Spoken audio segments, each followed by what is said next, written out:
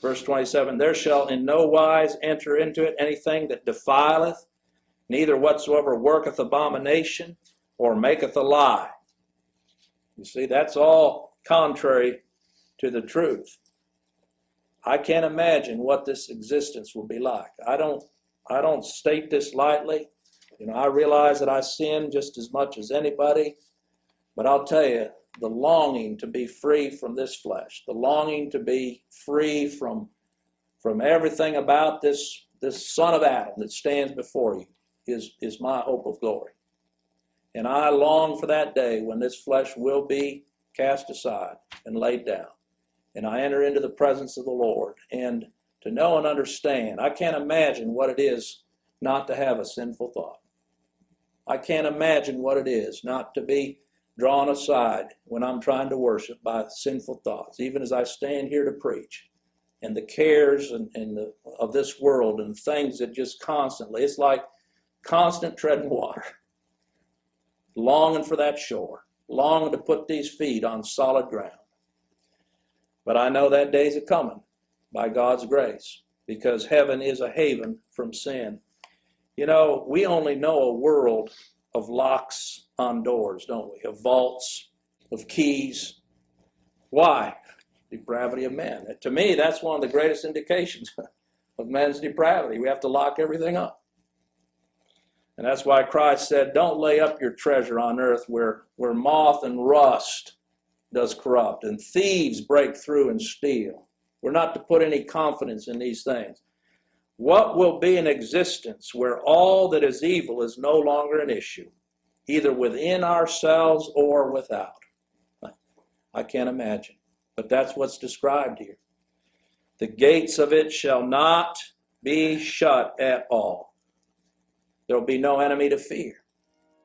For people to preach that God has no other eyes but your eyes, God has no other ears but your ears, God has no other mouth but your mouth. You ever hear that? I was raised under that. God has no other feet but yours, no other hands but yours. If you don't get to work, He's not going to be able to accomplish His will.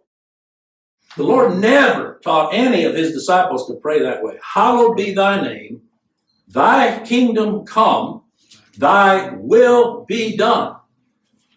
People in their flesh don't want to hear that. When that's the answer that you get. And, I get it like you do. If you're on Facebook, they put it out there, they want you to pray and everything. All you have to put is God's will be done. That's not, you don't get a lot of likes.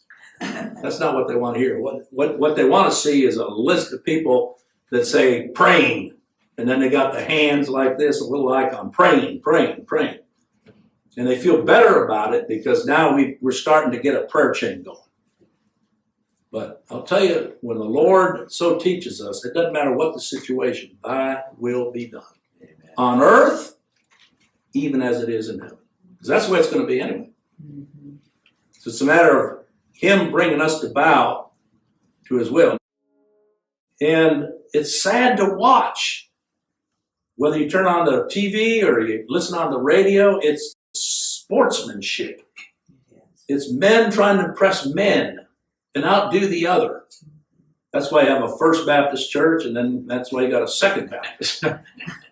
Second's always wanting to get to be first. That's what religion does. Build one bigger and better, place of worship. But it's a sport to a fool to do mischief. When you confront these, whether it's preachers or people attending these false places of worship, and you point out to them that what they're doing is an abomination before a holy God. Yeah. As much as it was for Cain, that's right.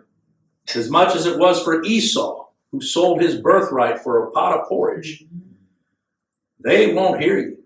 They don't want to hear that that is nothing but mischief. They'll go right back into it and try to fix it up. Like I've had some that shrug their shoulders, even with regard to some of the perversion we're hearing about in some of these religious organizations of pedophiles and other things. And people tend to shrug their shoulders and say, well, the church is bigger than that, so what we do is just, we try to overlook that, and we still believe that this is the way we got. They're making sport of and promoting the mischief of it.